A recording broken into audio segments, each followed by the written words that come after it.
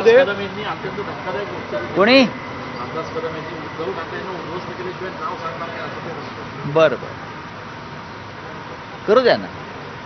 त्यांच्या आयुष्यातलं जर ते ध्येय असेल तर त्यांनी जरूर प्रयत्न करावे. आमच्यासारखे लोक जे पक्षाबरोबर इमान इतबारे राहिलेले आहेत, आमच्यात एवढं बळ आहे की ही जी विध्वंसक शक्ती आहेत, जे महाराष्ट्राचा विध्वंस करायला निघालेले आहेत, दिल्लीच्या मोगलाईबरोबर हात मिळवणी करून त्यांना रोखण्याची आणि इथे संपवण्याची ताकद आजही माननीय उद्धव ठाकरे यांच्या नेतृत्वाखालच्या शिवसेनेमध्ये परमेश्वरानं आम्हाला दिलेली आहे. हे तुमचं जे फडफडणं आहे तात्पुरतं आहे. सत्ता आहे म्हणून तुमचं फडफडणं आहे. एक दिवस तुम्हाला पुन्हा मातोश्रीच्या दारात यावं लागेल, शिवसेना भवनाच्या दारात उभं राहावं लागेल.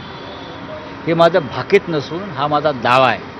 साहेब, पुणे बलात्कार प्रकरणामध्ये ज्या पद्धतीनं गृहराज्यमंत्री योगेश कदम यांनी एक विधान केलं होतं, टीका होऊ लागली होती आणि अशानंतर सुनावणीच्या वेळेला अचानक काही वकील येतात आणि ते सांगतात की जे बलात्कार आहे तो बलात्कार नसून संमतीने हे सगळं घडलेलं आता आहे. ह्याच्यावरती ही न्यायप्रविष्ट प्रकरण आता आहे.